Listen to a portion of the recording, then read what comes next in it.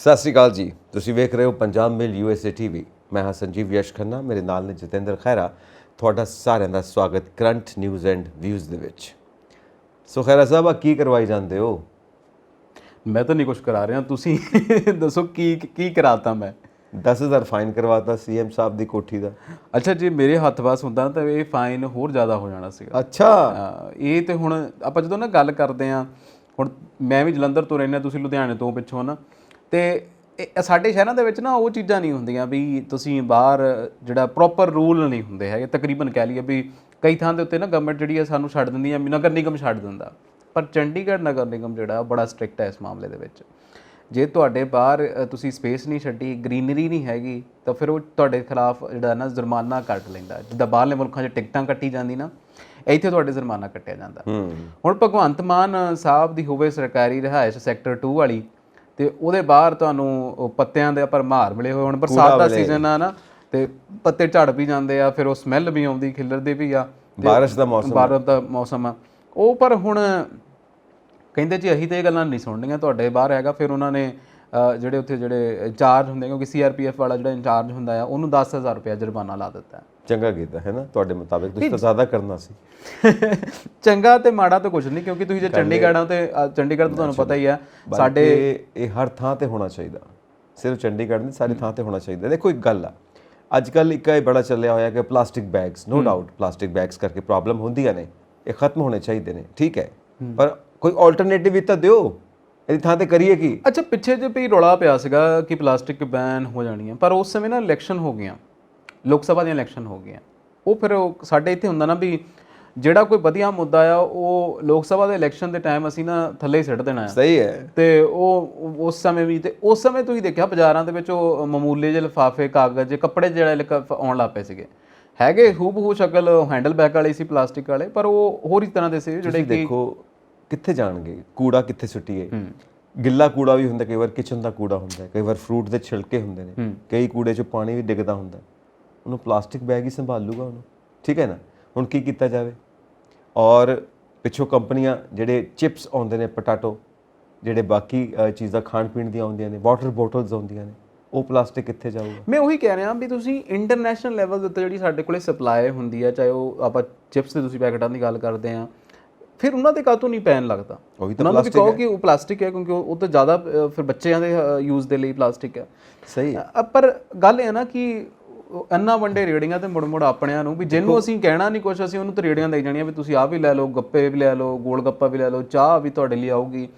ਪਰ ਜਿਹਨੂੰ ਅਸੀਂ ਕਹਿਣਾ ਆ, ਅਸੀਂ ਉਹਨੂੰ ਕਹਿੰਦੇ ਹੁੰਦੇ ਨਾ ਵੀ ਘਰੋਂ ਹੀ ਕੱਢ ਕੇ ਲਿਆ ਕੇ ਤੇ ਕਹਿਣਾ ਵੀ ਇਹ ਬੰਦੇ ਨੇ ਕਤਲ ਕੀਤਾ। ਪ੍ਰਸ਼ਾਸਨ ਦਾ ਕੰਮ ਇਹ ਹੈ ਕਿ ਜਦੋਂ ਤੁਸੀਂ ਕਿਸੇ ਚੀਜ਼ ਨੂੰ ਬੈਨ ਕਰਨਾ ਹੈ, ਉਹਦਾ ਇੱਕ ਵਿਕਲਪ ਦੇਣਾ ਹੈ, ਉਹਦਾ ਇੱਕ ਆਲਟਰਨੇਟਿਵ ਦੇਣਾ ਹੈ ਕਿ ਆਹ ਨਹੀਂ ਤੇ ਫਿਰ ਦੱਸੋ ਉਹਦੀ ਥਾਂ ਤੇ ਕੀ ਕੀਤਾ ਜਾਵੇ, ਉਹਦੀ ਥਾਂ ਤੇ ਆਹ ਕਰੋ, ਤਾਂ ਗੱਲ ਹੈ। ਨਹੀਂ ਜੀ, ਜੇ ਕਿਸੇ ਕੋਲੋਂ ਕੂੜੇ ਵਿੱਚ ਪਲਾਸਟਿਕ ਮਿਲਿਆ 5,000 ਰੁਪਏ ਫਾਈਨ, ਹੁਣ ਦੱਸੋ ਫਿਰ ਉਹ ਕੂੜਾ ਕੱਚ ਪਾ ਕੇ ਸੁੱਟੀਏ? ਇਹ ਵੀ ਦੱਸੋ। ਮੈਂ ਉਹੀ ਗੱਲ ਕਹਿਣ ਡਿਆ ਸੰਜੀਵ ਜੀ, ਦੇਖੋ ਛੋਟੀ ਜੀ ਗੱਲ ਆ, ਮੈਂ ਉੱਦਾਂ ਤਾਂ ਚਲੋ ਬਹੁਤ ਹੱਕ 'ਚ ਸੀਗਾ ਕਿ ਪਲਾਸਟਿਕ ਬੰਦ ਹੋ ਜਾਣਾ ਚਾਹੀਦਾ, ਹੋਣਾ ਵੀ ਚਾਹੀਦਾ ਨਾ, ਕਿਉਂਕਿ ਇਹ ਵੀ ਹੈਗਾ। ਪਰ ਇੱਕ ਚੀਜ਼ ਜਿਹੜੀ ਇੰਨੇ ਸਾਲਾਂ ਤੋਂ ਚੱਲਦੀ ਆਉਂਦੀ ਆ, ਤੁਸੀਂ ਨੋਟਬੰਦੀ ਵਾਂਗੂ ਇਹ ਥੋੜੀ ਵੀ 8 ਵਜੇ TV ਦੇ ਉੱਤੇ ਆਏ ਤੇ ਕਹੋ ਐ ਹੱਥ ਖੜਾ ਕਰਕੇ ਕਿ ਮੈਂ ਚਿੱਟ ਕਰ ਦਿੱਤਾ, ਇਹੀ ਇੱਦਾਂ ਹੀ ਸੀ ਬਿਲਕੁਲ, ਉਹਨਾਂ ਦੇ ਜੈਸਚਰ ਵੀ ਇੱਦਾਂ ਦੇ ਸੀਗੇ। ਪਰ ਜਦੋਂ ਉਹੀ ਡਿਮੋਨੇਟਾਈਜੇਸ਼ਨ, ਉਹੀ ਨੋਟਬੰਦੀ ਫੇਲ ਹੋ ਗਈ, ਤਾਂ ਫਿਰ ਆਪਣੇ ਮੰਤਰੀ ਮੋਰੇ ਲੇਲੇ ਵਾਂਗੂ ਲਾਤੇ ਵੀ ਬਈ ਹੁਣ ਮੈਂ ਨਹੀਂ ਬੋਲਣਾ, ਤੁਸੀਂ ਜਾ ਕੇ ਕਹਿ ਦਿਓ ਵੀ ਫੇਲ ਹੋ ਗਈ ਆ। 99% ਕਹਿੰਦੇ ਆ ਕਿ ਬਹੁਤ ਹੁੰਦਾ, 99% ਜਿਹੜਾ ਹੈ ਉਹ ਕਹਿੰਦੇ ਜੀ ਰਿਵੋਲਵ ਬੈਕ ਹੋ ਗਈ ਮਨੀ, ਉਹ ਠੀਕ ਹੋ ਗਈ ਮਨੀ। ਪਰ ਤੁਸੀਂ ਤਾਂ ਕਹਿੰਦੇ ਸੀ ਪਤੰਦਰੋਂ ਬਲੈਕ ਮਨੀ ਆਉਣੀ ਆ, ਉਹ ਬਲੈਕ ਮਨੀ ਕਿੱਥੇ ਆ? ਫਿਰ ਉਹ 1% ਸੀਗੀ। ਇਹ ਕਿਤੇ ਨਾ ਇੱਕ ਦੇਖੋ ਇਹ ਵੱਡਾ ਫੇਲੀਅਰ ਸੀਗਾ। ਫਿਰ ਕਹਿੰਦੇ ਜੀ ਤੁਹਾਨੂੰ ਲੌਂਗ ਟਰਮ 'ਚ ਪਤਾ ਲੱਗੂਗਾ ਕਿ ਨੋਟਬੰਦੀ ਦੇ ਫਾਇਦੇ ਕੀ ਆ। ਹੁਣ ਨੋਟਬੰਦੀ ਦਾ ਜਿਹੜਾ ਮਰਜ਼ੀ ਫਾਇਦਾ ਹੋਵੇ, ਮੈਨੂੰ ਲੱਗਦਾ ਅੱਜ ਤੱਕ ਤੇ ਸਾਨੂੰ ਪਤਾ ਨਹੀਂ ਲੱਗ ਗਿਆ।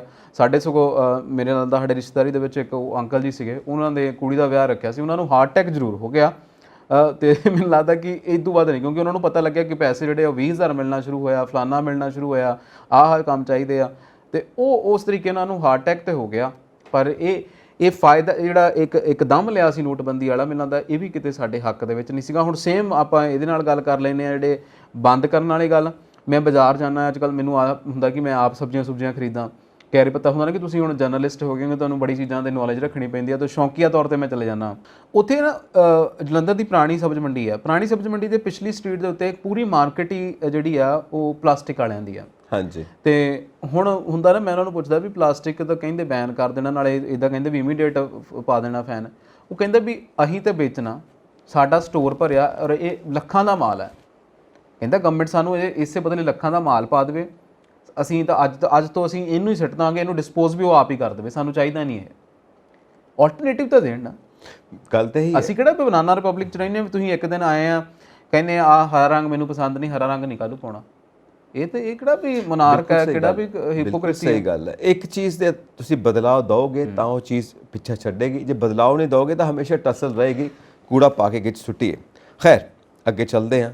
ਜੱਗੂ ਭਗਵਾਨਪੁਰੀਆ ਅਸੀਂ ਸਾਰੇ ਜਾਣਦੇ ਹਾਂ, ਇੱਕ ਨਾਮੀ ਕਰਾਮੀ ਗੈਂਗਸਟਰ। ਨਹੀਂ ਸਾਰੇ ਤਾਂ ਨਹੀਂ ਜਾਣਦੇ ਹੋਵੋਗੇ, ਤੁਸੀਂ ਜਾਣਦੇ ਜ਼ਰੂਰ ਹੋਵੋਗੇ। ਨਹੀਂ, ਜਦੋਂ ਦਾ ਸਿੱਧੂ ਮੂਸੇਵਾਲਾ ਦਾ ਕੇਸ ਸਾਹਮਣੇ ਆਇਆ ਉਦੋਂ ਦਾ ਸਾਰੇ ਜਾਣਦੇ ਨੇ, ਕਿਉਂਕਿ ਗੈਂਗਸਟਰਸ ਦੇ ਨਾਮ ਆਮ ਤੌਰ ਤੇ ਆਉਂਦੇ ਰਹਿੰਦੇ ਨੇ। ਹੁਣ 2 ਸ਼ਾਰਪ ਸ਼ੂਟਰਸ ਮਾਰੇ ਨੇ ਪੰਜਾਬ ਦੀ ਪੁਲਿਸ ਨੇ, ਔਰ 2 ਦਿਨ ਪਹਿਲਾਂ ਦੀ ਇਹ ਗੱਲ ਹੈ, ਸੰਸਕਾਰ ਵੀ ਹੋ ਗਿਆ ਉਹਨਾਂ ਦਾ। ਸੋ ਇਹ ਸਟੇਟਮੈਂਟਸ ਕਿਸੇ ਹੋਰ ਪਾਸੇ ਇਸ਼ਾਰਾ ਕਰਦੀਆਂ ਨੇ ਜੋ ਜੱਗੂ ਭਗਵਾਨਪੁਰੀਆ ਦੇ ਰਹੇ ਨੇ, ਔਰ ਇਹ ਸਟੇਟਮੈਂਟ ਜਿਸ ਪੱਖ ਦੇ ਵਿੱਚ ਇਸ਼ਾਰਾ ਕਰਦੀਆਂ ਪਈਆਂ, ਜੇ ਉਧਰ ਕਿਤੇ ਉਹ ਗੱਲ ਸਹੀ ਨਿਕਲਦੀ ਹੈ ਤੇ ਵਾਕਈ ਇਹ ਪੰਜਾਬ ਦੀ ਸਿਹਤ ਵਾਸਤੇ ਕੋਈ ਵਧੀਆ ਗੱਲ ਤਾਂ ਨਹੀਂ ਹੈ। ਦੇਖੋ ਤੁਸੀਂ ਜਗਰੂਪ ਰੂਪਾ ਤੇ ਮਨਪ੍ਰੀਤ ਕੂਸਾ ਦੀ ਗੱਲ ਕੀਤੀ ਹੈ, ਉਹਨਾਂ ਦਾ ਸੰਸਕਾਰ ਹੋ ਗਿਆ। ਇੱਕ ਦਾ ਸਵੇਰੇ ਦਾ 2 ਵਜੇ ਕੀਤਾ ਉਹ ਵੀ, ਹਾਂ ਇੱਕ ਦਾ 2 ਵਜੇ ਹੋਇਆ, ਇੱਕ ਦਾ 3 ਵਜੇ ਹੋਇਆ। ਸਿੱਧੂ ਮੂਸੇਵਾਲਾ ਵੀ ਇੱਕ ਮਾਂ ਦਾ ਪੁੱਤ ਸੀ, ਮਾਂ ਦੇ ਘੱਤੇ ਕੁਛ ਨਹੀਂ ਆਇਆ ਸਿਵਾਏ ਰੋਣੇ ਤੋਂ। ਇਹ ਵੀ ਦੋਵੇਂ ਕਿਸੇ ਮਾਂ ਦੇ ਪੁੱਤ ਆ, ਮਾਂ ਉਵੇਂ ਬਰਲਾਉਂਦੀ ਸੀ। ਮੈਂ ਫੋਟੋਆਂ ਵੇਖੀਆਂ, ਪਹਿਲਾਂ ਤਾਂ ਕਹਿੰਦੇ ਸੀ ਕਿ ਜਗਰੂਪ ਰੂਪਾ ਦਾ ਪਿਓ ਕਹਿੰਦਾ ਵੀ ਮੈਨੂੰ ਉਹਦੀ ਮੌਤ ਤੇ ਦੁੱਖ ਨਹੀਂ ਹੈਗਾ। ਦੁੱਖ ਤੇ ਹੁੰਦਾ, ਹਾਲਾਤ ਕਿੱਦਾਂ ਦੇ ਸੀਗੇ, ਕਿਵੇਂ ਦੇ ਸੀਗੇ, ਇਹ ਵੀ ਨਹੀਂ ਪਤਾ। ਅੱਛਾ ਮੈਂ ਹੁਣ ਨਾ ਜਗਰੂਪ ਰੂਪਾ ਦੀ ਗੱਲ ਕਰਨਾ, ਛੋਟੀ ਜਿਹੀ ਬਰੀਫ ਜੀ ਗੱਲ ਕਰਦੇ ਆਪਾਂ, ਜ਼ਿਆਦਾ ਨਹੀਂ, ਕਿਉਂਕਿ ਹੁਣ ਤਾਂ ਬਹੁਤ ਸਾਰਿਆਂ ਨੂੰ ਪਤਾ ਆ। ਇੱਦਾਂ ਦਾ ਇਨਸਾਨ ਸੀ ਜਿਹੜਾ ਠੀਕ ਸੀ ਮੁੰਡਾ, ਉੱਚਾ ਲੰਮਾ ਮੁੰਡਾ, ਸੁਪਨੇ ਜਿਹੜੇ ਉਹ ਕਹਿੰਦੇ ਕਿ ਬੜੇ ਵਧੀਆ ਸੁਪਨੇ ਸੀਗੇ, ਪਿੰਡ ਵੀ ਉਹਨਾਂ ਦਾ ਬਹੁਤ ਵੱਡਾ ਆ। ਅਚਾਨਕ ਨਸ਼ਿਆਂ ਦੇ ਲੜਾ ਲੱਗ ਜਾਂਦਾ, ਨਸ਼ੇ ਪੂਰੇ ਨਹੀਂ ਹੁੰਦੇ ਤੇ ਫਿਰ ਛੋਟੀਆਂ ਮੋਟੀਆਂ ਚੋਰੀਆਂ ਕਰਨਾ ਸ਼ੁਰੂ ਕਰਦਾ। ਹਾਂਜੀ, ਚੋਰੀਆਂ ਕੀਤੀਆਂ ਤੇ ਪਿੰਡ ਵਾਲਿਆਂ ਨੇ ਜੇਲ੍ਹ 'ਚ ਫੜਾਤਾ। ਜੇਲ੍ਹ ਦੇ ਵਿੱਚ ਮਿਲ ਗਿਆ ਕਿਸੇ ਵੱਡੇ ਗੈਂਗਸਟਰ ਨੂੰ ਤੇ ਉੱਥੋਂ ਦੀ ਜਿਹੜੀ ਸ਼ੁਰੂ ਹੋ ਗਈ। ਫਿਰ ਕਹਿੰਦੇ ਉਹ ਪਿੰਡ ਵੀ ਨਹੀਂ ਸੀ ਆਉਂਦਾ, ਆਪਦੇ ਭਰਾ ਦੇ ਛੋਟੇ ਭਰਾ ਦੇ ਵਿਆਹ 'ਤੇ ਵੀ ਨਹੀਂ ਆਇਆ। ਹੁਣ ਇਹ ਦੇਖੋ ਕਿ ਸਾਡੀਆਂ ਜੇਲ੍ਹਾਂ ਜਿਹੜੀਆਂ ਨੇ ਉਹ ਫਿਰ ਇਸ ਚੀਜ਼ ਦਾ ਗੜ੍ਹ ਬਣ ਗਈਆਂ। ਸੁਧਾਰ ਕਰ। ਹੁਣ ਫਿਰ ਮੈਂ ਉਹਦੀ ਸਟੇਟਮੈਂਟ 'ਤੇ ਆਉਣਾ ਜੱਗੂ ਭਗਵਾਨਪੁਰੀਆ ਦੀ। ਜੱਗੂ ਭਗਵਾਨਪੁਰੀਆ ਦੀਆਂ ਸਟੇਟਮੈਂਟਾਂ ਜਿੰਨੀਆਂ ਵੀ ਪਹਿਲਾਂ ਵੀ ਆਉਂਦੀਆਂ ਸੀ, ਹੁਣ ਅੱਜ ਵਾਲੀ ਵੀ ਸਟੇਟਮੈਂਟ ਆ, ਉਹ ਕਿਤੇ ਨਾ ਕਿਤੇ ਤੇ ਪਿੱਛੇ ਹੋਏ ਕਹਿੰਦਾ ਵੀ ਜਿਹੜੇ ਬਣਾਉਣ ਵਾਲੇ ਸਾਨੂੰ ਉਹਨਾਂ ਨੂੰ ਵੀ ਹੱਥ ਕੜੀਆਂ ਪੈਣੀਆਂ ਚਾਹੀਦੀਆਂ। ਉਹਨੇ ਕਿਹਾ ਜਗਰੂਪ ਰੂਪਾ ਮਨਪ੍ਰੀਤ ਕੂਸਾ ਵੀ ਮੈਨੂੰ ਯਾਦ ਰਹਿਣਗੇ, ਪਰ ਉਹਦੀ ਲੈ ਜਿਹੜੀ ਸੀਗੀ ਉਹ ਸਿਰਫ ਇਹ ਬਾਕੀ ਦੀ ਲੈ ਸੀਗੀ ਵੀ ਜਿਹੜੇ ਸਾਨੂੰ ਬਣਾਉਂਦੇ ਆ, ਜਿਨ੍ਹਾਂ ਨੇ ਸਾਨੂੰ ਬਣਾਇਆ ਆ, ਘੜਿਆ ਆ, ਉਹ ਤੇ ਬਿਲਕੁਲ ਸਿੰਪਲ ਤੁਰੇ ਫਿਰਦੇ ਆ। ਗੱਲ ਤਾਂ ਇਹੀ ਆ ਕਿ ਆਪਾਂ ਵੀ ਕਈ ਪ੍ਰੋਗਰਾਮਸ ਦੇ ਵਿੱਚ ਆਪਾਂ ਇਹ ਡਿਸਕਸ ਕਰ ਚੁੱਕੇ ਹਾਂ ਕਿ ਉਹ ਕੌਣ ਲੋਕ ਨੇ ਜਿਨ੍ਹਾਂ ਨੂੰ ਇਹ ਗੈਂਗਸਟਰਸ ਸੂਟ ਕਰਦੇ ਨੇ, ਜਿਨ੍ਹਾਂ ਨੂੰ ਇਹ ਗੈਂਗਸਟਰਸ ਚਾਹੀਦੇ ਨੇ। ਉਹ ਕੌਣ ਲੋਕ ਨੇ, ਉਹਨਾਂ ਨੇ ਇਹਨਾਂ ਤੋਂ ਕੀ ਕੰਮ ਕਰਵਾਉਣੇ ਹੁੰਦੇ ਜਿਹੜੇ ਸਹੀ ਤਰੀਕੇ ਨਾਲ ਨਹੀਂ ਹੋ ਸਕਦੇ, ਤਾਂ ਫਿਰ ਇਹਨਾਂ ਦੇ ਥਰੂ ਕਰਵਾਏ ਜਾਂਦੇ ਨੇ, ਕਿਉਂਕਿ ਉਹਨਾਂ ਨੇ ਆਪਣੇ ਮੰਤਵ ਪੂਰੇ ਕਰਨੇ ਨੇ, ਆਪਣੇ ਸੁਪਨੇ ਪੂਰੇ ਕਰਨੇ ਨੇ। ਅੱਛਾ ਇੱਕ ਗੱਲ ਹੋਰ ਵੀ ਆ, ਦੇਖੋ ਮੈਂ ਆਮ ਆਦਮੀ ਪਾਰਟੀ ਸਰਕਾਰ ਨੇ ਨਾ ਬੜੇ ਕੰਮ ਕੀਤੇ ਨੇ। ਹਾਂਜੀ, ਇੱਕ ਤੇ ਉਹ ਕਹਿੰਦੇ ਕਿ ਹੁਣ ਅਸੀਂ ਜੇਲ੍ਹ ਦੇ ਵਿੱਚ ਮੋਬਾਈਲ ਫੋਨ ਨਹੀਂ ਲੈਣ ਦੇਣੇ। ਉਹਨਾਂ ਨੇ ਜਦੋਂ ਡਰਾਈਵ ਚਲਾਈ ਤਾਂ ਤੁਹਾਨੂੰ ਪਤਾ ਕਿੱਦਾਂ ਮੋਬਾਈਲ ਫੋਨ ਧੜ ਮੋਬਾਈਲ ਫੋਨ ਲੱਭਦੇ ਰਹੇ। ਫਿਰ ਪਿੱਛੇ ਜੇ ਹਰਜੋਤ ਬੈਂਸ ਹੁਣੀ ਜਿਹੜੇ ਨੇ ਉਹਨਾਂ ਨੇ ਵਿੱਚ ਉਹ ਜਾ ਕੇ ਉਹ ਕਰਾ ਦਿੱਤਾ ਵੀ ਡੋਪ ਟੈਸਟ ਕਰਾਉਣਾ ਹੈ, ਹਾਲਾਂਕਿ ਉਹਨੂੰ ਮੈਡੀਕਲ ਜਾਂਚ ਦਾ ਜਿਹੜਾ ਨਾਂ ਦਿੱਤਾ। ਉੱਥੇ ਪਤਾ ਲੱਗਿਆ ਕਿ 40% ਤੋਂ ਜ਼ਿਆਦਾ ਜਿਹੜੇ ਕੈਦੀ ਜੇਲ੍ਹਾਂ ਦੇ ਵਿੱਚ ਨੇ ਉਹ ਸਾਰੇ ਦੇ ਸਾਰੇ ਨਸ਼ਾਗ੍ਰਸਤ ਨੇ। ਤੇ ਉਹਦੇ ਵਿੱਚ ਮੰਦਭਾਗੀ ਘਟਨਾ ਪਤਾ ਕਿਹੜੀ ਆ, ਕਿ ਜਿਹੜੇ ਮੁੰਡੇ ਕਰਦੇ ਵੀ ਨਹੀਂ ਸੀਗੇ ਉਹ ਵੀ ਕਰਨ ਲੱਗ ਪਏ। ਹੁਣ ਜੇਲ੍ਹਾਂ ਜਿਹੜੀਆਂ ਨੇ ਨਾ ਸੇਫ ਹਾਊਸ ਆ ਇਹਨਾਂ ਗੈਂਗਸਟਰਾਂ ਦਾ, ਵੱਡੇ ਗੈਂਗਸਟਰਾਂ ਦਾ ਆਰਾਮਗਾਹ ਬਣੀਆਂ ਹੋਈਆਂ ਆ। ਹੁਣ ਇਹ ਕਿਤੇ ਨਾ ਕਿਤੇ ਦੇਖੋ, ਜੇ ਤੁਸੀਂ ਠੱਲ ਪਾਉਣੀ ਆ ਨਾ, ਜਿਵੇਂ ਹੁਣ ਆਪਾਂ ਕਹਿੰਦੇ ਸਾਡੇ ਕਾਰਜਕਾਰਨੀ ਡੀਜੀਪੀ ਕਹਿੰਦੇ ਕਿ ਮੈਂ ਇਹਨਾਂ ਨੂੰ ਜੜ੍ਹ ਤੋਂ ਮੁਕਾਉਣਾ ਆ, ਤੇ ਜੜ੍ਹ ਤੋਂ ਮੁਕਾਉਣ ਦੇ ਲਈ ਇਹਨਾਂ ਦੀਆਂ ਆਰਾਮਗਾਹਾਂ ਜਿਹੜੀਆਂ ਨੇ ਨਾ ਉਹ ਆਰਾਮਗਾਹਾਂ ਨਹੀਂ ਹੋਣੀਆਂ ਚਾਹੀਦੀਆਂ। ਹਾਲਾਂਕਿ ਬਹੁਤ ਸੋਹਣੇ ਫੈਸਲੇ ਵੀ ਕਰ ਰਿਹਾ ਆਮ ਆਦਮੀ ਪਾਰਟੀ ਦੀ ਗੱਲ ਕਰਾਂ ਤੇ ਵਧੀਆ ਫੈਸਲੇ ਆ, ਕਿਉਂਕਿ ਉਹਨਾਂ ਨੇ ਇੱਕ ਹੁਣ ਡਰਾਈਵ ਚਲਾਈ ਅੰਮ੍ਰਿਤਸਰ ਸ਼ੁਰੂ ਵੀ ਕਰ ਦਿੱਤੀ ਹੈ, ਜਿੱਥੇ ਮੈਡੀਕਲ ਚੈੱਕਅਪ ਦੇ ਨਾਂ 'ਤੇ ਉਹਨਾਂ ਲੋਕਾਂ ਨੂੰ ਪਛਾਣਨਾ ਆ ਜਿਹੜੇ ਨਸ਼ਾਗ੍ਰਸਤ ਨੇ, ਔਰ ਜਿਹੜੇ ਨਸ਼ਾਗ੍ਰਸਤ ਨੇ ਫਿਰ ਉਹਨਾਂ ਦੀ ਵੱਥੋਂ ਉਹਨਾਂ ਨੂੰ ਰੀਹੈਬ 'ਚ ਵੀ ਲੈ ਕੇ ਜਾਓਗੇ, ਫਿਰ ਰੀਹੈਬ ਦੇ ਵਿੱਚ ਉਹਨਾਂ ਦਾ ਇਲਾਜ ਹੋਊਗਾ। ਔਰ ਜੇ ਵਾਕਈ ਇੱਦਾਂ ਹੁੰਦਾ ਆ ਕਿ ਉਹਨਾਂ ਨੂੰ ਫੋਨ ਨਹੀਂ ਮਿਲਦੇ, ਉਹਨਾਂ ਨੂੰ ਅੰਦਰ ਕੰਮ ਮਿਲਦਾ ਆ, ਉਹ ਨਸ਼ੇ ਤੋਂ ਮੁਕਤ ਹੋ ਜਾਂਦੇ ਨੇ, ਤਾਂ ਫਿਰ ਤੁਹਾਡੇ ਮੈਨੂੰ ਲੱਗਦਾ ਕਿ ਅੱਧਾ ਕੰਮ ਤੇ ਇਹਨਾਂ ਦੇ ਰੰਗਲੇ ਪੰਜਾਬ ਵਾਲਾ ਜਿਹੜਾ ਸਰਕਾਰ ਕਹਿੰਦੀ ਆ ਬਾਰ-ਬਾਰ ਉਹ ਹੋ ਹੀ ਜਾਣਾ ਹੈ। ਗੱਲ ਇੰਨੀ ਹੈ ਕਿ ਨਸ਼ੇ ਜੇਲ੍ਹਾਂ 'ਚ ਪਹੁੰਚਾਉਂਦਾ ਕੌਣ ਹੈ ਔਰ ਮੋਬਾਈਲ ਫੋਨ ਪਹੁੰਚਾਉਂਦਾ ਕੌਣ ਹੈ, ਕਿਉਂਕਿ ਬਿਨਾਂ ਐਡਮਿਨਿਸਟ੍ਰੇਸ਼ਨ ਦੇ ਇਨਵੋਲਵਮੈਂਟ ਦੇ ਹੋ ਨਹੀਂ ਸਕਦਾ। ਕੌਣ ਲੈ ਕੇ ਜਾਏਗਾ ਮੋਬਾਈਲ, ਕੌਣ ਲੈ ਕੇ ਜਾਏਗਾ ਨਸ਼ੇ, ਜਦੋਂ ਤੱਕ ਉੱਪਰ ਜਿਹੜੀਆਂ ਬੈਠੀਆਂ ਅਥਾਰਟੀਜ਼ ਨੇ ਉਹਨਾਂ ਨੂੰ ਪਤਾ ਨਾ ਹੋਵੇ। ਜੇ ਜੇਲ੍ਹਾਂ ਦੇ ਵਿੱਚ ਇਦਾਂ ਪਹੁੰਚਦਾ ਪਿਆ ਸਮਾਨ ਤੇ ਉਹਨਾਂ ਨੂੰ ਪਤਾ ਨਹੀਂ, ਫਿਰ ਇਹ ਤਾਂ ਉਹਨਾਂ ਦੀ ਕਾਬਲੀਅਤ ਦੇ ਉੱਤੇ ਸਵਾਲੀਆ ਨਿਸ਼ਾਨ ਹੈ ਕਿ ਤੁਸੀਂ ਕਾਹਦੇ ਵਾਸਤੇ ਬਿਠਾਏ ਹੋਏ ਹੋ ਔਰ ਲੱਖਾਂ ਰੁਪਏ ਕਾਹਦੀਆਂ ਤੁਸੀਂ ਤਨਖਾਹ ਲੈਂਦੇ ਪਏ ਹੋ ਜੇ ਤੁਹਾਨੂੰ ਆਪਣੀ ਹੀ ਜੇਲ੍ਹ ਦਾ ਨਹੀਂ ਪਤਾ ਕਿ ਉਹਦੇ ਅੰਦਰ ਕੀ ਕਾਰਵਾਈ ਹੁੰਦੀ ਪਈ ਹੈ।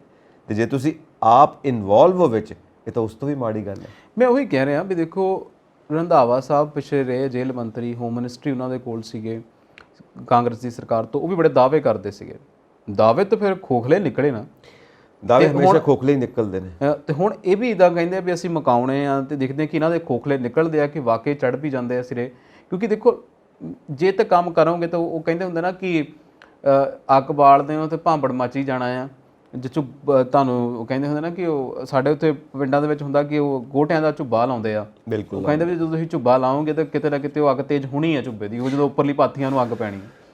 ਹੁਣ ਇਹ ਵੀ ਗੱਲ ਹੈ ਕਿ ਜਦੋਂ ਤੁਸੀਂ ਇੱਥੇ ਵੀ ਇਹ ਕੰਮ ਕਰੋਗੇ ਤਾਂ ਵਾਕਈ ਉਹ ਉੱਪਰਲੇ ਲੋਕਾਂ ਨੂੰ ਸੇਕ ਤਾਂ ਪੈਣਾ ਹੀ ਆ, ਤਾਂ ਫਿਰ ਉਹ ਪਤਾ ਲੱਗ ਹੀ ਜਾਣਾ ਵੀ ਸੁਧਾਰ ਹੋ ਗਿਆ ਕਿ ਨਹੀਂ ਹੋਇਆ। ਦੇਖੋ, ਗੱਲ ਇਹ ਹੈ ਕਿ ਤੁਸੀਂ ਸੁਧਾਰ ਕਰਨ ਵੱਲ ਤੁਰੋਗੇ। ਇੱਕ ਨਾ ਬੜੀ ਪੁਰਾਣੀ ਕਹਾਵਤ ਹੈ, ਤੁਸੀਂ ਸਿਸਟਮ ਨੂੰ ਚੇਂਜ ਕਰਨ ਤੁਰੋ, ਸਿਸਟਮ ਤੁਹਾਨੂੰ ਚੇਂਜ ਕਰ ਦਿੰਦਾ। ਹੁਣ ਤੁਸੀਂ ਸੁਧਾਰ ਕਰਨ ਤੁਰਦੇ ਹੋ, ਤੁਸੀਂ ਕਹਿੰਦੇ ਹੋ ਕਿ ਅਸੀਂ ਗੈਂਗਸਟਰਸ ਫ੍ਰੀ ਸਟੇਟ ਕਰ ਦੇਣੀ ਹੈ। ਓਕੇ, ਬਹੁਤ ਵਧੀਆ ਸੋਚ ਹੈ। ਹੁਣ ਜਦੋਂ ਤੁਸੀਂ ਸੋਚ ਦੇ ਮੁਤਾਬਿਕ ਇਹਨੂੰ ਫ੍ਰੀ ਕਰਨ ਤੁਰਦੇ ਹੋ ਤਾਂ ਜਿਹੜੇ ਉੱਪਰ ਆਕਾ ਬੈਠੇ ਨੇ, ਆਕਾ ਉਹੀ ਨੇ ਜਿਨ੍ਹਾਂ ਨੂੰ ਇਹ ਸੂਟ ਕਰਦੇ ਨੇ, ਜਿਨ੍ਹਾਂ ਨੇ ਬਣਾਏ ਨੇ। ਜਿਵੇਂ ਜੱਗੂ ਭਗਵਾਨਪੁਰੀਆ ਦੀ ਸਟੇਟਮੈਂਟ ਹੈ, ਸਾਨੂੰ ਬਣਾਇਆ ਕਿਹਨਾਂ ਨੇ ਹੈ। ਤਾਂ ਜਿਨ੍ਹਾਂ ਨੇ ਬਣਾਇਆ ਹੈ ਉਹਨਾਂ ਨੇ ਕਿਉਂ ਬਣਾਇਆ, ਤੇ ਜੇ ਉਹਨਾਂ ਨੇ ਬਣਾ ਦਿੱਤਾ ਹੈ ਕਿਸੇ ਕਾਰਨ ਤੇ ਉਹ ਖਤਮ ਕਰਨ ਦੇਣਗੇ। ਉਹ ਕਿਹੜੇ ਕੰਮ ਨੇ ਜਿਹੜੇ ਉਹਨਾਂ ਦੇ ਨਹੀਂ ਚੱਲਦੇ ਇਹਨਾਂ ਤੋਂ ਬਿਨਾਂ? ਇਹਨਾਂ ਦਾ ਇੱਕ ਵਿੰਗ ਹੈ, ਇਹਨਾਂ ਦੀ ਇੱਕ, ਜਿਵੇਂ ਆਪਾਂ ਕਹਿੰਦੇ ਨਾ ਸੱਜੀ ਬਾਂਹ ਜਾਂ ਖੱਬੀ ਬਾਂਹ, ਜਿਹੜੀ ਵੀ ਬਾਂਹ ਕਹਿ ਲਓ ਤੁਸੀਂ, ਉਹ ਇੱਕ ਬਾਂਹ ਹੈ ਇਹਨਾਂ ਦੀ ਜਿਹੜੀ ਇਹਨਾਂ ਵਾਸਤੇ ਕੰਮ ਕਰਦੀ ਹੈ। ਉਹ ਕੌਣ ਲੋਕ ਨੇ ਪਹਿਲਾਂ ਤਾਂ ਉਹ ਪਛਾਣਨੇ ਜ਼ਰੂਰੀ ਨੇ ਜੀ। ਇਹ ਜੱਗੂ ਭਗਵਾਨਪੁਰੀਆ ਕਿਹਨਾਂ ਵੱਲ ਇਸ਼ਾਰਾ ਕਰਦਾ ਪਿਆ? ਮੈਨੂੰ ਲੱਗਦਾ ਕਿ ਦੇਖੋ ਸਭ ਨੂੰ ਪਤਾ, ਦੇਖੋ ਆਪਾਂ ਨਾ ਸੰਜੀਵ ਜੀ ਇੱਥੇ ਬਹਿ ਕੇ ਪਰਦੇ ਵਾਲੀਆਂ ਗੱਲਾਂ ਨਹੀਂ ਕਰਨੀਆਂ। ਪਰਦੇ ਵਾਲੀਆਂ ਗੱਲਾਂ ਨਹੀਂ, ਓਪਨ ਗੱਲਾਂ ਨੇ। ਸਭ ਨੂੰ ਪਤਾ ਵੀ ਕਿੱਥੋਂ ਕੀ ਕਿੱਦਾਂ ਕਿਸ ਤਰੀਕੇ ਨਾਲ ਹੁੰਦਾ ਹੈ ਨਾ। ਗੱਲ ਇਹ ਆ ਕਿ ਹੁਣ ਮੌਜੂਦਾ ਸਰਕਾਰ ਕੀ ਕਰਦੀ ਹੈ। ਮੈਂ ਪਹਿਲਾਂ ਵੀ ਬਾਰ-ਬਾਰ ਇਹਨੂੰ ਉੱਤੇ ਗੱਲ ਕਰਨ ਡਿਆ ਵੀ ਮੌਜੂਦਾ ਸਰਕਾਰ ਕਹਿੰਦੀ ਹੈ ਕਿ ਅਸੀਂ ਕੀ ਕਰਨਾ, ਅਸੀਂ ਜ਼ੀਰੋ ਟੋਲਰੈਂਸ ਕਰਨੀ ਆ, ਕਿੱਦਾਂ ਕਰਨੀ ਆ। ਦੇਖੋ ਫਿਰ ਉਹਦੇ ਨਾ ਦੇਖੋ ਬੜੀਆਂ ਸਾਰੀਆਂ ਗੱਲਾਂ ਨਿਕਲਦੀਆਂ। ਹੁਣ ਦੋ ਜਣੇ ਹੋਣ, ਤੁਹਾਡੇ ਕੋਲ ਦੋ ਜਣੇ ਜੀਂਦੇ ਨਹੀਂ ਫੜ ਹੁੰਦੇ, ਇਹ ਵੀ ਗੱਲਾਂ ਆ। ਆਪਣੇ ਆਪ ਦੇ ਵਿੱਚ ਨਾ ਬੜੇ ਵੱਡੇ ਸਵਾਲ ਆ, ਬੜੇ ਪਰਤਦਾਰ ਪਰਤਾ। ਪਰ ਆਪਾਂ ਮੈਨੂੰ ਲੱਗਦਾ ਕਿ ਕਿਉਂਕਿ ਉਹ ਐਨਕਾਊਂਟਰ ਬਾਰੇ ਆਪਾਂ ਪਹਿਲਾਂ ਗੱਲ ਕਰ ਚੁੱਕੇ ਹਾਂ। ਗੱਲ ਇਹ ਹੈ ਨਾ, ਜਿਉਂਦੇ ਫੜਨ ਦੀ ਗੱਲ ਜਿਹੜੀ ਤੁਸੀਂ ਕਹਿ ਰਹੇ ਹੋ, ਕੱਲ ਨੂੰ ਕਿਹਾ ਜਾਵੇ ਕਿ ਅਸੀਂ ਤਾਂ ਜਿਉਂਦੇ ਫੜਨ ਲੱਗੇ ਸੀ, ਉਹਨਾਂ ਨੇ ਆਪਣੇ ਆਪ ਨੂੰ ਆਪੇ ਗੋਲੀ ਮਾਰ ਲਈ, ਫਿਰ ਕੀ ਜਵਾਬ ਹੈ? ਸੋ ਜਵਾਬ ਵੀ ਇਹਨਾਂ ਦੇ, ਸਵਾਲ ਵੀ ਇਹਨਾਂ ਦੇ। ਇਸ ਕਰਕੇ ਸਾਡੇ ਕੋਲ ਕੋਈ ਜਵਾਬ ਨਹੀਂ, ਕਿਉਂਕਿ ਜਿੱਦਾਂ ਕਹਿੰਦੇ ਆ ਨਾ ਕਿ ਆਪਾਂ ਨੋ ਸਰਵਾਈਵਲ, ਕਈ ਵਾਰ ਇਹ ਕਿਹਾ ਜਾਂਦਾ ਆਪਰੇਸ਼ਨ ਦਾ ਹਿੱਸਾ ਹੁੰਦਾ ਨੋ ਸਰਵਾਈਵਲ। ਸੋ ਉਹਦਾ ਪਿੱਛੇ ਕੀ ਕਾਰਨ ਹੈ? ਕਿਉਂ ਕੋਈ ਸਰਵਾਈਵਲ ਨਹੀਂ? ਕਿ ਜੇ ਕੋਈ ਸਰਵਾਈਵ ਕਰ ਗਿਆ ਤੇ ਉਹ ਰਾਜ਼ ਖੋਲ ਦੇਗਾ, ਪਤਾ ਲੱਗ ਜੂਗਾ ਕੌਣ ਕਿੱਥੇ ਕਿੱਥੇ ਇਨਵੋਲਵ ਆ। ਹੋ ਸਕਦਾ, ਇਹ ਵੀ ਗੱਲਾਂ ਹੋ ਸਕਦੀਆਂ ਨੇ। ਸੋ ਤੁਸੀਂ ਕਹਿੰਦੇ ਜਿਉਂਦੇ ਫੜ ਲਓ, ਜਿਉਂਦੇ ਫੜਨ ਜਾਣ ਤੇ ਉਹ ਕੱਲ ਨੂੰ ਫਿਰ ਮਰੇ ਹੋਏ ਮਿਲਣ ਕਿ ਉਹਨਾਂ ਨੇ ਆਪਣੇ ਆਪ ਨੂੰ ਆਪੇ ਗੋਲੀ ਮਾਰ ਲਈ। ਹੁਣ ਉੱਥੇ ਇਨਵੈਸਟੀਗੇਸ਼ਨ ਕਰਨ ਨਾ ਤੁਸੀਂ ਜਾਣਾ ਨਾ ਮੈਂ ਜਾਣਾ, ਸਾਡੇ ਚੋਂ ਕਿਸੇ ਨੇ ਵੀ ਨਹੀਂ ਜਾਣਾ, ਜੋ ਸਾਨੂੰ ਰਿਪੋਰਟ ਮਿਲੇਗੀ। ਬਾਕੀ ਉਹੀ ਗੱਲ ਆ, ਅਸੀਂ ਤਾਂ ਉਸੇ ਜਗ੍ਹਾ ਤੇ ਰਹਿੰਦੇ ਹਾਂ ਜਿੱਥੇ ਬੁਰਜ ਜਵਾਹਰ ਵਾਲਾ ਜਿਹੜਾ ਆ, ਜਾਂ ਫਿਰ ਇਹ ਕਹਿ ਲਿਓ ਕਿ ਕੋਟਕਪੂਰਾ ਗੋਲੀ ਕਾਂਡ ਦੇ ਉੱਤੇ ਸਾਡੇ ਬੰਦਿਆਂ ਨੂੰ ਫਸਾ ਕੇ ਕਹਿੰਦੇ ਵੀ ਤੁਹਾਨੂੰ ਨੌਕਰੀਆਂ ਵੀ ਦੇ ਦਾਂਗੇ, ਤੁਸੀਂ ਆਪਣੇ ਸਿਰ ਤੇ ਲੈ ਲਓ। ਬਹੁਤ ਕੁਝ ਹੁੰਦਾ। ਜਦੋਂ ਆਪਾਂ ਅੱਗੇ ਵਧੀਏ, ਆਪਰੇਸ਼ਨ ਮੁੰਡੀ ਚਲਾ ਰਹੇ, ਉਹ ਵੀ ਇਸੇ ਨਾਲ ਹੀ ਜੁੜੀ ਹੋਈ ਗੱਲ ਹੈ। ਮੈਨੂੰ ਲੱਗਦਾ ਮੁੰਡੀ ਆਪਰੇਸ਼ਨ ਤਾਂ ਸਭ ਨੂੰ ਪਤਾ ਵੀ ਗੈਂਗਸਟਰਾਂ ਨੂੰ ਜਿਹੜਾ ਆ ਖਤਮ ਕਰਨ ਦੀ ਗੱਲ ਕੀਤੀ ਜਾ ਰਹੀ ਆ। ਔਰ ਮੁੰਡੀ ਸ਼ਾਇਦ ਮੁੰਬਈਆ ਭਾਸ਼ਾ ਹੈ, ਤੇਰੀ ਮੁੰਡੀ ਕਹਿੰਦੇ ਨੇ, ਗਰਦਨ ਨੂੰ ਧੌਣ ਨੂੰ ਕਹਿੰਦੇ, ਧੌਣ ਨੂੰ ਮੁੰਡੀ ਕਹਿੰਦੇ ਨੇ। ਮੁੰਡੀ ਆਪਰੇਸ਼ਨ ਆ ਜੀ ਇਹ। ਲਗਾਤਾਰ ਹੁਣ ਜਿਹੜਾ ਆ ਦੂਸਰੇ ਗੈਂਗਸਟਰ ਜਿਹੜੇ ਨੇ ਉਹਨਾਂ ਦੇ ਮਗਰ ਵੀ ਭਟਕਣਾ ਸ਼ੁਰੂ ਹੋ ਗਈ ਹੈ ਇਹ ਗਵਰਨਮੈਂਟ। ਰਿਮਾਂਡ ਵੀ ਦੁਬਾਰਾ ਤੇਜ਼ ਕਰ ਲਿੱਤੇ ਆ। ਬਸ ਦੇਖਦੇ ਕੀ ਬਣਦਾ ਅੱਗੋਂ। ਹੁਣ ਫਿਲਮੀ ਭਾਸ਼ਾ ਹੈ ਆਪਰੇਸ਼ਨ ਮੁੰਡੀ, ਕਿਉਂਕਿ ਅੱਜ ਕੱਲ੍ਹ ਅਸੀਂ ਦੇਖਦੇ ਨਾ ਫਿਲਮਾਂ 'ਚ ਬੜਾ ਗਲੈਮਰਾਈਜ਼ ਕੀਤਾ ਜਾਂਦਾ ਗੈਂਗਸਟਰਸ ਨੂੰ, ਔਰ ਜੇ ਨਾ ਅੰਡਰਵਰਲਡ ਕੰਮ ਕਰਦਾ ਉਹਨੂੰ ਬੜਾ ਗਲੈਮਰਾਈਜ਼ ਕਰਦੇ ਨੇ ਫਿਲਮਾਂ ਦੇ ਵਿੱਚ ਕਿ ਬਹੁਤ ਵੱਡਾ ਕੰਮ ਹੈ ਸ਼ਾਇਦ। ਅੱਛਾ, ਮੁੰਡੀ ਆਪਰੇਸ਼ਨ ਚਲੋ ਆਫੀਸ਼ੀਅਲੀ ਉਹ ਵੀ ਹੋ ਸਕਦਾ, ਨਹੀਂ ਵੀ ਹੋ ਸਕਦਾ, ਇਹਦੇ ਪਿੱਛੇ ਨਾਮ ਵੀ ਕੁਝ ਹੋ ਸਕਦਾ। ਦੇਖੋ ਨਾਮ ਮੈਟਰ ਨਹੀਂ ਕਰੇਗਾ, ਤੁਸੀਂ ਰਿਜ਼ਲਟ ਮੈਟਰ ਕਰੇਗਾ, ਤੁਸੀਂ ਕਰਦੇ ਕੀ ਆ। ਸਹੀ ਗੱਲ ਹੈ। ਠੀਕ ਹੈ ਜਤਿੰਦਰ ਜੀ, ਹੁਣ ਆਪਾਂ ਅੱਗੇ ਵਧਦੇ ਹਾਂ। ਆਪਰੇਸ਼ਨ ਮੁੰਡੀ ਤੋਂ ਉੱਥੇ ਪਹੁੰਚਦੇ ਹਾਂ ਜਿਹੜੇ ਆਪਰੇਸ਼ਨ ਮੁੰਡੀ ਕਰਦੇ ਨੇ, ਆਪਰੇਟ ਕਰਦੇ ਨੇ ਉਸ ਆਪਰੇਸ਼ਨ ਨੂੰ, ਉਹ ਪੁਲਿਸ ਵਾਲਿਆਂ ਦੀਆਂ ਭਰਤੀਆਂ ਜੋ ਪੰਜਾਬ ਸਰਕਾਰ ਨੇ ਕਰਨੀਆਂ ਨੇ। ਇਹ ਵੀ ਕਾਫੀ ਚਰਚਾ ਚੱਲ ਰਹੀ ਹੈ ਕਿ ਪਿੱਛੇ ਜੇ ਮਾਨ ਸਾਹਿਬ ਦੀ ਕੋਠੀ ਦੇ ਬਾਹਰ ਵੀ ਦੋ ਜਣਿਆਂ ਨੇ ਆਪਣੇ ਆਪ ਨੂੰ ਖਤਮ ਕਰਨ ਦੀ ਕੋਸ਼ਿਸ਼ ਕੀਤੀ, ਉਹ ਵੀ ਪੰਜਾਬ ਪੁਲਿਸ ਦੀਆਂ ਭਰਤੀਆਂ ਕਰਕੇ ਇਹ ਸਾਰੀ ਗੱਲ ਸਾਹਮਣੇ ਆਈ ਸੀ। ਹੁਣ ਇਹ ਪੇਪਰ ਲੀਕ ਆਊਟ ਹੋ ਗਿਆ ਸੀ, ਉਸ ਕਰਕੇ ਪੋਸਟਪੋਨ ਹੋ ਗਿਆ। ਇਹ ਸਭ ਮਾਮਲੇ ਹੁਣ ਚੱਲੀ ਜਾ ਰਹੇ ਨੇ, ਫਿਰ ਤੋਂ ਇਹ ਚਰਚਾ ਦੇ ਵਿੱਚ ਆ। ਦੇਖੋ ਇਹ ਹੁਣ ਨਹੀਂ 2021 ਦਾ ਮਾਮਲਾ ਹੈ, 2021 ਦਾ ਮਾਮਲਾ। ਔਰ ਤੁਹਾਨੂੰ ਯਾਦ ਹੋਵੇਗਾ ਕਿ ਉਦੋਂ ਇੰਟੈਲੀਜੈਂਸ ਵਿੰਗ ਦੇ ਵਿੱਚ ਤੇ ਇਨਵੈਸਟੀਗੇਸ਼ਨ ਵਿੰਗ ਦੇ ਵਿੱਚ ਨਾ ਪੋਸਟਾਂ ਨਿਕਲੀਆਂ ਸੀਗੀਆਂ। ਮੁੰਡਿਆਂ ਨੂੰ ਲੱਗਿਆ ਕਿ ਜਿਨ੍ਹਾਂ ਨੇ ਵੱਖਰੇ ਵੱਖਰੇ ਚ ਕੱਢੀਆਂ ਇਹਨਾਂ ਨੇ ਪੋਸਟਾਂ, ਕਿਉਂਕਿ ਚੰਨੀ ਸਰਕਾਰ ਸੀਗੀ, ਕਹਿੰਦੇ ਜੇ ਅਸੀਂ ਰੋਜ਼ਗਾਰ ਦੇਣੇ ਆ ਜਵਾਕਾਂ ਨੂੰ। MBA ਤੱਕ ਦੇ ਵਿੱਚ ਪੋਸਟਾਂ ਕੱਢੀਆਂ ਵੀ ਤੁਹਾਡੇ ਕੋਲੇ MBA ਡਿਗਰੀ ਆ ਤਾਂ ਵੀ ਤੁਹਾਨੂੰ ਹੋ ਜਾਊਗੀ। BSc ਮੈਥ ਹੈ ਤੇ ਤੁਸੀਂ ਆ ਲੱਗ ਸਕਦੇ ਹੋ। ਫੋਰੈਂਸਿਕ ਤੱਕ ਦੀਆਂ ਪੋਸਟਾਂ ਕੱਢਤੀਆਂ। ਹਾਂਜੀ, ਮੁੰਡਿਆਂ ਨੇ ਚਾਉਂ ਭਰ ਲੀਆਂ ਵੀ ਸਰਕਾਰਾਂ ਚੰਗੀਆਂ ਕੰਮ ਕਰਦੀਆਂ, ਵੀ ਚਲੋ ਸ਼ਾਇਦ ਇਸ ਵਾਰ ਸਾਡਾ ਸੁਣ ਲੈਣ, ਕੀ ਪਤਾ ਵੀ ਕਰ ਦੇਣ। ਪੋਸਟਾਂ ਭਰ ਲੀਆਂ ਤੇ ਫੀਸ ਬੜੀ ਸੀਗੀ। ਇੰਟੈਲੀਜੈਂਸ ਦੀ 800 ਰੁਪਇਆ ਫੀਸ ਸੀਗੀ SC ਕੈਟੇਗਰੀ ਦੀ। ਜੇ ਅਸੀਂ ਜਨਰਲ ਕੈਟੇਗਰੀ ਦੀ ਲਾਈਏ ਤਾਂ ਮੈਨੂੰ ਲੱਗਦਾ ਕਿ ਉਦੋਂ 1700 ਭਤਿਆ ਬੱਚੇ। ਬਹੁਤ ਪੈਸਾ ਬਣਿਆ ਗਵਰਨਮੈਂਟ ਨੂੰ। ਔਰ ਇਹ ਜਿਹੜੀ ਇਨਵੈਸਟੀਗੇਸ਼ਨ ਜਿਹੜੀ ਆਪਾਂ ਕਰਦੇ ਹਾਂ ਇਨਵੈਸਟੀਗੇਸ਼ਨ ਕੇਡਰ ਦੀਆਂ, ਇਹ ਤਕਰੀਬਨ 785 ਪੋਸਟਾਂ ਸੀ। ਤਕਰੀਬਨ 787 ਪੋਸਟਾਂ ਜੀ। 787 ਪੋਸਟਾਂ ਸੀ, ਜਿਹਦੇ ਲਈ ਹੈੱਡ SHO ਸੀ, ਸਬ ਇੰਸਪੈਕਟਰ ਸੀ ਇਨਵੈਸਟੀਗੇਸ਼ਨ ਕੇਡਰ ਦਾ। ਔਰ ਤਕਰੀਬਨ 75,000 ਤੋਂ ਉੱਪਰ ਜਿਹੜੇ ਬੱਚੇ ਸੀਗੇ ਉਹਨਾਂ ਨੇ ਪੇਪਰ ਦਿੱਤਾ। ਐਗਜ਼ੈਕਟਲੀ 75,544। ਚਲੋ 75,544 ਤੁਹਾਡੇ ਕੋਲ ਅੰਕੜਾ ਦਰੁਸਤ ਹੈ। ਔਰ ਇਹ ਜਿਹੜਾ ਪੇਪਰ ਦਿੱਤਾ ਉਹਨਾਂ ਬੱਚਿਆਂ ਨੇ ਦਿੱਤਾ, ਠੀਕ ਹੈ। ਹੁਣ ਐਡਾ ਵੱਡਾ ਨੰਬਰ, ਫਿਰ ਉਦੋਂ ਰੌਲਾ ਪੈ ਗਿਆ ਜੀ ਇਹ ਤੇ ਲੀਕ ਹੋ ਗਿਆ ਪੇਪਰ। ਮੋਗਾ ਤੋਂ ਬੜੇ ਸਾਰੇ ਲੋਕੀ ਫੜੇ ਵੀ ਇਹਨਾਂ ਨੇ। ਹੁਣ ਅੱਜ ਹੋ ਗਈ, ਫਿਰ ਕਿਹਾ ਵੀ ਅਸੀਂ ਦੇਖਦੇ ਹਾਂ ਕੀ ਕਰਨਾ। ਹੁਣ ਪੈਸੇ ਵੱਡੇ ਲਏ ਸੀ, 1500 ਰੁਪਈਆ ਭਰਿਆ ਨਿਆਣਿਆਂ ਨੇ, 800 ਭਰਿਆ ਨਿਆਣਿਆਂ ਨੇ। ਉਹ ਦੁੱਖ ਦਾ ਸੀਗਾ, ਰੋਜ਼ ਬੇਰੁਜ਼ਗਾਰੀ ਤੇ ਉਤੋਂ ਪੈਸੇ ਕਿੱਦਾਂ ਅਰੇਂਜ ਕਰਕੇ ਨਿਆਣਿਆਂ ਨੇ ਭਰੇ। ਸਹੀ ਗੱਲ ਹੈ। ਇੱਕ ਆਸ ਸੀਗੀ ਵੀ ਚਲੋ ਵੱਡੀ ਪੋਸਟ ਆ, ਸਿੱਧਾ ਸਬ ਇੰਸਪੈਕਟਰ ਲੱਗ ਜਾਵਾਂਗੇ।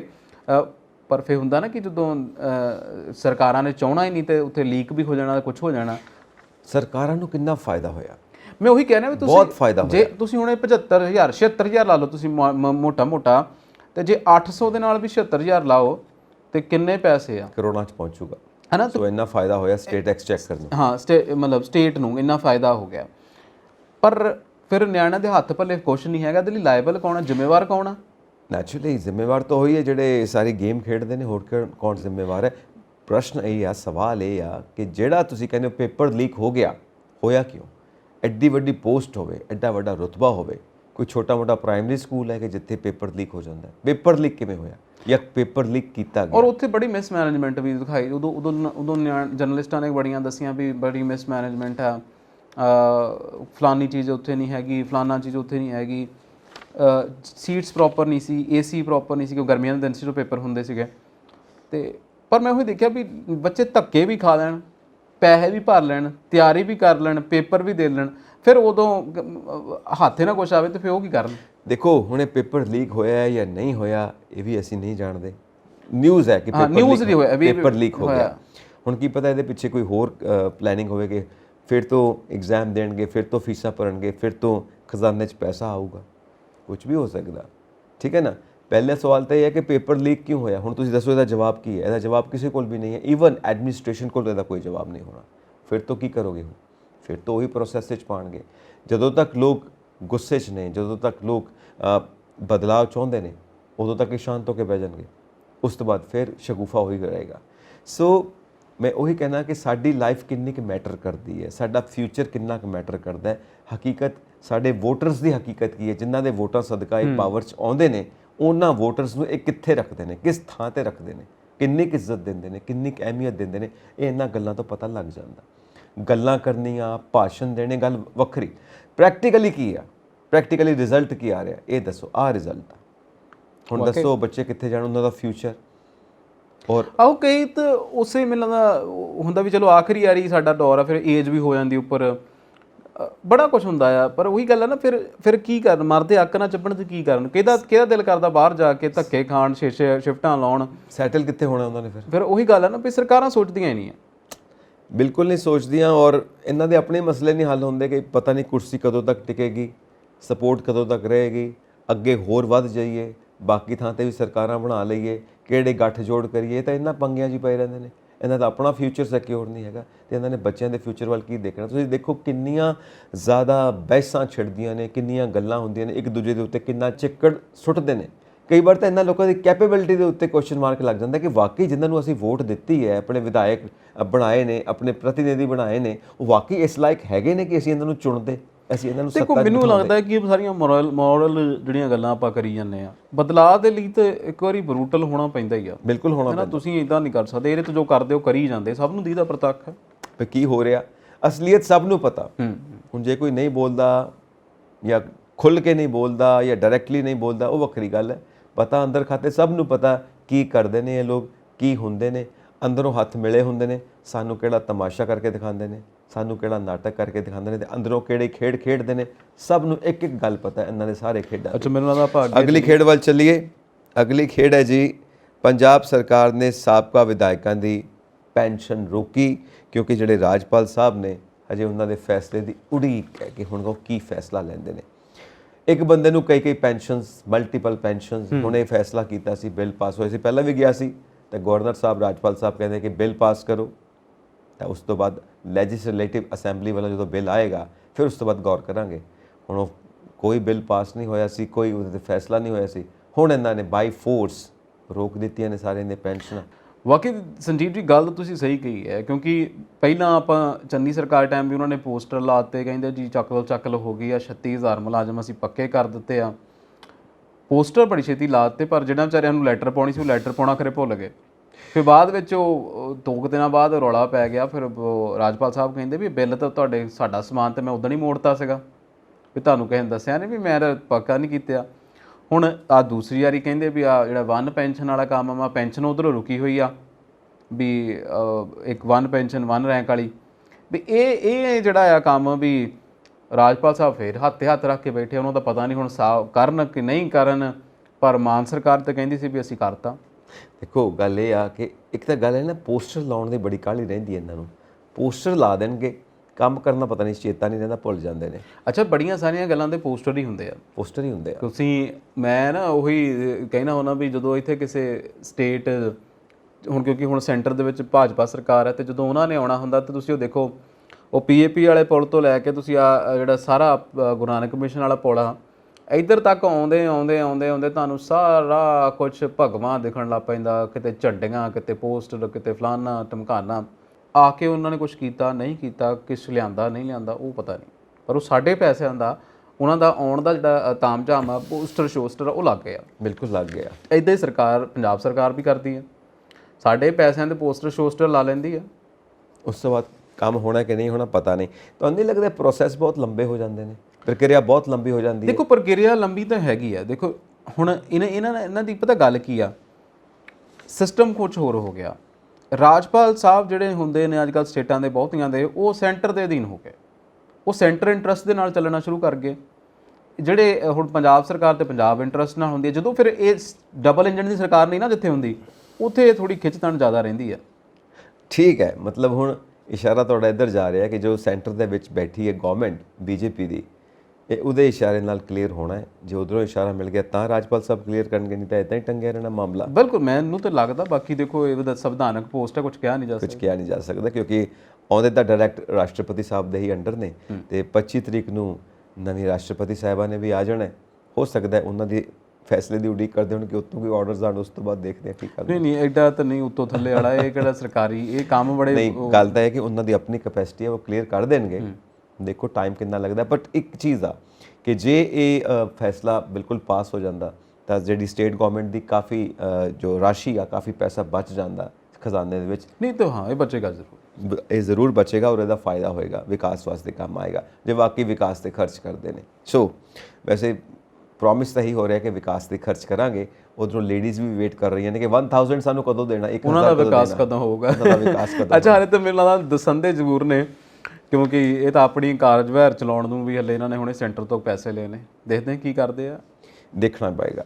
ਸੋ ਅੱਗੇ ਹੁਣ ਦੇਖਦੇ ਹਾਂ, ਪਰ ਪੈਸੇ ਇੱਥੋਂ ਵੀ ਲਿੱਤੇ ਜਾ ਸਕਦੇ ਨੇ ਨਾ। ਪਾਰਥ ਚੈਟਰਜੀ ਤੇ ਅਰਪਿਤਾ ਚੈਟਰਜੀ, ਇਹਨਾਂ ਕੋਲੋਂ 20 ਕਰੋੜ ਮਿਲਿਆ ਜੀ, 500 ਦੇ ਤੇ 2-2000 ਦੇ ਨੋਟਾਂ ਦੇ ਢੇਰ ਲੱਗੇ ਹੋਏ ਨੇ। ਇੱਥੋਂ ਨਾ ਲਿੱਤਾ ਜਾਵੇ ਪੈਸਾ ਪੰਜਾਬ ਦੇ ਵਿਕਾਸ ਵਾਸਤੇ। ਦੇਖ ਲਓ ਤੁਸੀਂ ਟਿਚਣਾ ਕਰਦੇ ਆ। ਵੈਸੇ ਇੰਨੇ ਪੈਸੇ ਵੇਖ ਕੇ ਲੱਗਦਾ ਵੀ ਇਹ ਤਾਂ ਜਦੋਂ ਕਿਤੇ ਸ਼ਹਿਰ ਸ਼ੋਰ ਨੂੰ ਜਾਂਦੇ ਹੋਣੇ ਤਾਂ ਇੱਦਾਂ ਬੁੱਕ ਭਰ ਕੇ ਕਹਿੰਦੇ ਹੋਣੇ ਵੀ ਆ ਚੱਲ ਇੰਜਨ ਨੇ ਪੈਸੇ ਫੜੇਗੇ, ਕਿਉਂਕਿ ਉਹ ਢੇਰ ਦੇ ਵਿੱਚ ਤਾਂ 2000 ਰੁਪਏ ਦੇ ਲੱਗਦੇ ਆ। ਔਰ ਬੀਬੀ ਜਿਹਦਾ ਘਰ ਤੋਂ ਫੜੇ ਗਏ ਤਾਂ ਬੀਬੀ ਆਪ ਵੀ ਸੁਨੱਖਣਾ ਬੜੀ ਸੋਹਣੀ ਆ। ਉਹ ਕਹਿੰਦੇ ਜੀ ਵੀ ਕੈਬਨਿਟ ਮਿਨਿਸਟਰੀ ਜਿਹੜੀ ਆ, ਮਿਨਿਸਟਰ ਆ ਪੱਛਮ ਬੰਗਾਲ ਦਾ, ਪਾਰਥ ਚੈਟਰਜੀ ਦਾ ਤੁਸੀਂ ਨਾਂ ਲਿਆ, ਉਹਦੀ ਬੜੀ ਕਰੀਬੀ ਆ। ਹੁਣ ਉਹ ਕਹਿੰਦੇ ਵੀ ਉਹਦੇ ਕਿੱਦਾਂ ਗਰੀਬੀ ਹੋ ਗਈ। ਹੂੰ ਕਹਿੰਦੇ ਜੀ ਪਾਠ ਚੈਟਰੀ ਜਿਹੜੇ ਉੱਥੇ ਪੂਜਾ ਹੁੰਦੀ ਕੋਲਕਾਤਾ ਪੰਡਾਲ ਲੱਗਦੇ ਨੇ ਜਿਹੜੇ ਨਾ ਦੁਰਗਾ ਪੰਡਾਲ, ਉਹਨਾਂ ਦੇ ਚੇਅਰਮੈਨ ਹੈ ਤੇ ਇਹ ਐਕਟਰ ਰਹਿ ਚੁੱਕੀ ਆ, ਕਿਤੇ ਨਾ ਕਿਤੇ ਪਰਫਾਰਮ ਕਰਨ ਆਈ ਸੀ ਤੇ ਫਿਰ ਚੰਗੀ ਲੱਗੀ ਤੇ ਫਿਰ ਨੇੜਤਾ ਹੋ ਗਏ।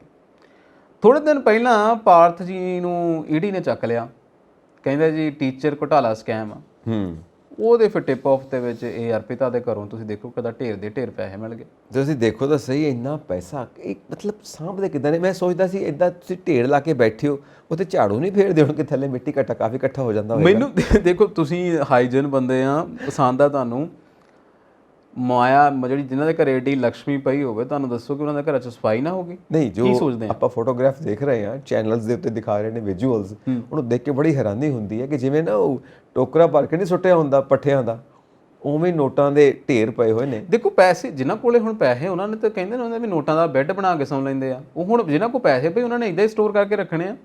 ਹੁਣ ਸਾਡੇ ਵਰਗਿਆਂ ਤੋਂ ਤਾਂ ਮੈਨੂੰ ਲੱਗਦਾ ਗਰੀਬ ਤੋਂ ਤਾਂ ਕਿਸੇ ਤੋਂ ਪੱਠੇ ਵੀ ਨਹੀਂ ਇੰਨੇ ਹੋਣੇ ਕਿ ਉਹ ਇੰਨਾ ਢੇਰ ਲਾ ਕੇ ਰੱਖ ਲਵੇ, ਕਿਉਂਕਿ ਉਹ ਤਾਂ ਅਫੋਰਡ ਹੀ ਨਹੀਂ ਕਰ ਸਕਦਾ ਉਹ ਪੁੰਨੇ ਦੇ ਪੱਠੇ। ਬਿਲਕੁਲ, ਹੁਣ 20 ਕਰੋੜ ਰੁਪਏ ਜਿੰਨੇ ਪੱਠੇ ਥੋੜੀ ਲਿਆ ਸਕਦਾ ਅਗਲਾ। ਸਹੀ ਗੱਲ ਹੈ। ਦੇਖੋ ਹੁਣ ਇੱਕ ਜਗ੍ਹਾ ਟਿਪ ਆਫ ਮਿਲੀ ਤੇ ਉੱਥੋਂ ਇੰਨਾ ਪੈਸਾ ਇਦਾਂ ਬਰਾਮਦ ਹੋਇਆ। ਜੇ ਇਦਾਂ ਤੁਸੀਂ ਸੋਚੋ, ਜੇ ਆਪਰੇਸ਼ਨ ਮੁੰਡੀ ਵਾਕਣ ਇੱਕ ਟਿਪ ਆਫ ਦਾ ਵੀ ਆਪਰੇਸ਼ਨ ਸ਼ੁਰੂ ਕਰ ਦਿੱਤਾ ਜਾਵੇ, ਲਿੰਕ ਮਿਲਦੇ ਜਾਣ, ਪਤਾ ਨਹੀਂ ਕਿੱਥੋਂ ਕਿੰਨੇ ਢੇਰ। ਮੈਨੂੰ ਲੱਗਦਾ ਫਿਰ ਇਹਨਾਂ ਦੇ ਗਦਾਮ ਸਾਰੇ ਇਹੀ ਕੰਮਾਂ ਲਈ ਹੁੰਦੇ ਹੋਣਗੇ, ਪਰ ਪੈਸਾ ਫਿਰ ਇਸ ਹਿਸਾਬ ਨਾਲ ਤਾਂ ਪੈਸਾ ਬਹੁਤ ਹੀ ਹੈ ਕੰਟਰੀ ਦਾ, ਬਹੁਤ ਹੀ ਪੈਸਾ ਹੈ। ਇਲੀਗਲ ਕਹਿੰਦੇ ਨੇ ਨਾ, ਬਲੈਕ ਇਕਨੋਮੀ ਨਾਲ ਇਲੀਗਲ ਪੈਰਲਲ ਚੱਲਦੀ ਪਈ ਹੈ। ਔਰ ਕਈ ਵਾਰ ਕਹਿੰਦੇ ਨੇ ਕਿ ਜਿਹੜੀ ਵਾਈਟ ਇਕਨੋਮੀ ਹੈ ਨਾ, ਇਸ ਤੋਂ ਜ਼ਿਆਦਾ ਪਾਵਰਫੁਲ ਬਲੈਕ ਇਕਨੋਮੀ ਹੋ ਚੁੱਕੀ ਹੈ। ਜੇ ਇਹ 40% ਹੈ, ਹੋ ਸਕਦਾ ਉਹ 60% ਹੋਵੇ। ਇਹ ਐਕਸਪੋਰਟਸ ਮੰਨਦੇ ਨੇ। ਇਹ ਤੋਂ ਤਾਂ ਲੱਗਦਾ। ਬਾਕੀ ਪੱਛਮ ਬੰਗਾਲ ਦੇ ਨਾਲ ਬਾਬਾ ਦੋ ਹੱਥ ਕਰਕੇ ਬੈਠੀ ਹੁੰਦੀ ਕੇਂਦਰ ਸਰਕਾਰ। ਵੇਖੋ ਅੱਗੇ ਵੀ ਕੋਈ ਟਵਿਸਟ ਨਿਕਲ ਕੇ ਆਉਂਦਾ ਕਿ ਨਹੀਂ ਆਉਂਦਾ। ਹੁਣ ਵੀ ਉਹ ਦੋ ਹੱਥ ਵਾਲੀ ਗੱਲ ਤੇ ਮਮਤਾ ਬੈਨਰਜੀ ਵੀ ਤਾਂ ਕਹਿ ਰਹੇ ਨੇ ਨਾ ਕਿ 2024 ਦੇ ਵਿੱਚ ਬੀਜੇਪੀ ਰਿਪੀਟ ਨਹੀਂ ਹੋਏਗੀ। ਵੈਸੇ ਉਹ ਕਹਿ ਰਹੇ ਆ, ਪਰ ਮੈਨੂੰ ਨਹੀਂ ਲੱਗਦਾ, ਕਿਉਂਕਿ ਮੈਨੂੰ ਜਿੰਨਾ ਕੁ ਮੈਂ ਹੁਣ ਤੱਕ ਕਹਿੰਦੇ ਹੁੰਦੇ ਸਿੱਖਿਆ ਆ, ਲੱਗਦਾ ਨਹੀਂ। ਔਖਾ ਹੈ ਸੰਜੀਵ ਜੀ। ਚਲੋ ਹਜੇ 2024 ਦੂਰ ਆ, ਦਿੱਲੀ ਦੂਰ ਹੈ ਹਜੇ, ਆਉਣ ਦਿਓ ਸਮਾਂ, ਫਿਰ ਦੇਖਿਆ ਜਾਏਗਾ। ਚਲਿਏ। ਸੋ ਖੈਰਾ ਸਾਹਿਬ, ਗੱਲਾਂ ਤੇ ਵਾਵਾ ਹੋ ਗਈਆਂ ਕਰੰਟ ਨਿਊਜ਼ ਐਂਡ ਵਿਊਜ਼ ਦੇ ਵਿੱਚ। ਜੋ ਕਰੰਟ ਗੱਲਾਂ ਸੀ ਆਪਾਂ ਕਰ ਲਈਆਂ। ਬਾਕੀ ਹੁਣ ਇਹ ਚੀਜ਼ਾਂ ਡਿਵੈਲਪ ਕਰਦੀਆਂ ਨੇ, ਉਹ ਡਿਵੈਲਪਮੈਂਟ ਬਾਰੇ ਫਿਰ ਗੱਲ ਕਰਾਂਗੇ ਅੱਗੇ ਚੱਲ ਕੇ। ਸੋ ਫਿਰ ਕੀ ਖਿਆਲ ਹੈ ਆਪਣੇ ਸਾਰੇ ਦਰਸ਼ਕਾਂ ਨੂੰ ਕਹੀਏ ਕਿ ਇੱਕ ਤਾਂ ਸਤਿ ਸ਼੍ਰੀ ਅਕਾਲ ਤਾਂ ਕਹਿਣੀ ਹੀ ਆਪਾਂ, ਨਾਲ ਇੱਕ ਇਹ ਵੀ ਰਿਕੁਐਸਟ ਹੈ ਕਿ ਆਪਣੇ ਵਿਚਾਰ ਸਾਨੂੰ ਜ਼ਰੂਰ ਇਨਬਾਕਸ ਕਰਿਆ ਕਰੋ ਤਾਂ ਕਿ ਸਾਨੂੰ ਪਤਾ ਲੱਗੇ। ਇਹ ਗੱਲ ਜ਼ਰੂਰ ਇਨਬਾਕਸ ਕਰ ਦਿਆ ਕਰੋ, ਕਿਉਂਕਿ ਸੰਜੀਵ ਜੀ ਬਹੁਤ ਕੁਝ ਸੁਣਨਾ ਚਾਹੁੰਦੇ ਆ। ਉਹ ਤੇ ਤੁਹਾਡੀ ਮਿਹਰਬਾਨੀ ਹੋਊਗੀ, ਆਪਾਂ ਇੱਦਾਂ ਕਹਿ ਸਕਦੇ ਹਾਂ ਵੀ ਮਿਹਰਬਾਨੀ ਹੋਏਗੀ, ਕਿਉਂਕਿ ਸਾਨੂੰ ਪਤਾ ਲੱਗੇਗਾ ਨਾ ਕਿ ਸਾਡੇ ਦਰਸ਼ਕ ਕੀ ਸੋਚਦੇ ਨੇ, ਅਸੀਂ ਉਹਨਾਂ ਦੇ ਮੁਤਾਬਿਕ ਹੋਰ ਕੀ ਵਧੀਆ ਕਰ ਸਕਦੇ ਹਾਂ। ਜੀ ਫਿਲਹਾਲ ਮੈਨੂੰ ਤੇ ਸੰਜੀਵ ਜੀ ਨੂੰ ਦਿਓ ਇਜਾਜ਼ਤ। ਤੁਸੀਂ ਦੇਖਦੇ ਰਹੋ ਪੰਜਾਬ ਮੇਲ USA TV। ਸਤਿ ਸ਼੍ਰੀ ਅਕਾਲ। ਸਤਿ ਸ਼੍ਰੀ ਅਕਾਲ ਜੀ।